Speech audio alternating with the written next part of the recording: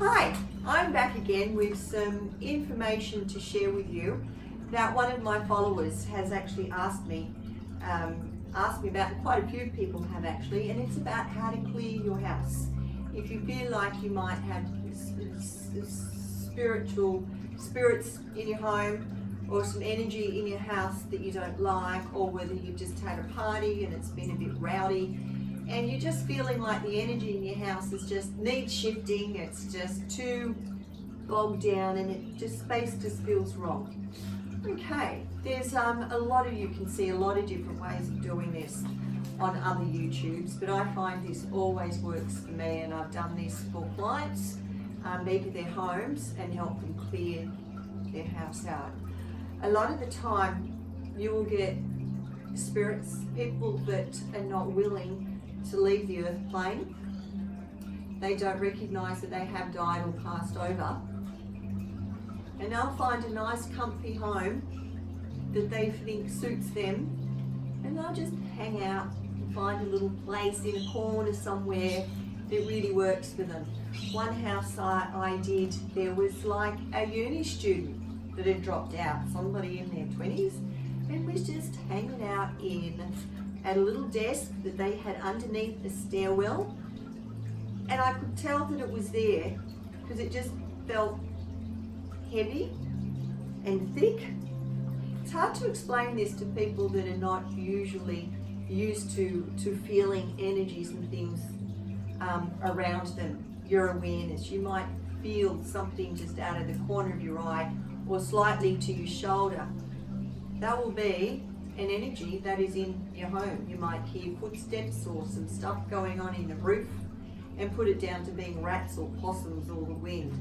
If you get a gut feeling within yourself that there's another energy around you, you're probably more than likely right. So here is what I do. First of all, I'll go around the house and I will feel and take notice. I like doing this by myself. Once again, here's a trusty bowl. Okay, so I will start with my Tibetan healing bowl, singing bowl. Sound travels through water, through the air. It has a frequency. Our bodies are all made of water. We're 60-70% off. So the bowl is traveling, the sound of the bowl is traveling through the body. I'm now feeling a white light coming down through the top of my head, through my crown chakra, and filling me right up, right down through my center. So I have complete protection around myself. From my guides, you can ask angels. Archangel Michael is the big guy that I usually love to have with me, but I do have a lot of my own spiritual guidance. So yes, I'll go around the house and I'll just get a feeling. And I might come to a spot within the house or a room, and I'll just get a feeling of a thickness in the energy, and I'll just stay with that. And you will find as the energy changes around the house, so will the vibration of the bowl. That's an indication that the energy is definitely shifting around the house. When there is disruptions, you'll get lots of crickles and crackles going on. They love hiding in very messy cupboards. So it's a good idea to keep your linen cupboards really clean. Garages are also favourite places, and that spare room where you throw everything you don't know what to do with. They love places like that. More often than not, they're very harmless, they're just lost souls, and they don't know that they've died.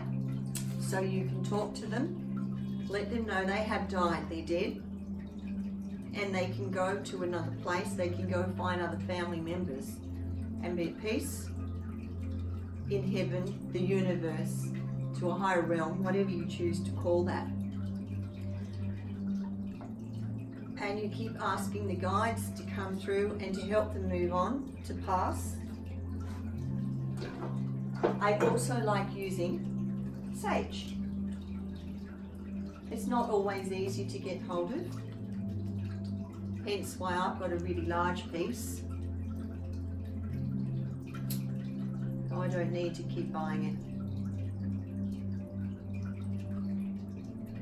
Sage has been known by indigenous communities and used American Indians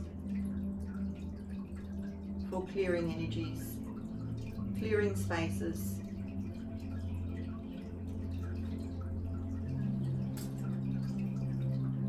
And you can use this and you just go around your room, clearing the energy, asking all the entities to leave, to move on to another place.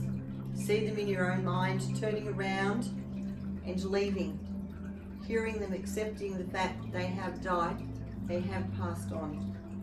Another tool that I love to use is my selenite. Love selenite. Selenite is a very high vibration. It's a crown chakra and it works on an angelic level. Very high spiritual vibration is the selenite. So it also, I'm getting goosebumps all over me right now just holding it. So maybe I might have a few people hanging around out here on my veranda. Highly likely, considering the sort of work that they do. Yeah, so that is how I do and perform house clearings or any space clearings that needs to be done. Some things, if the energy is a lot heavier, you may need to also go outside in the yard and do every corner around the house and around the yard.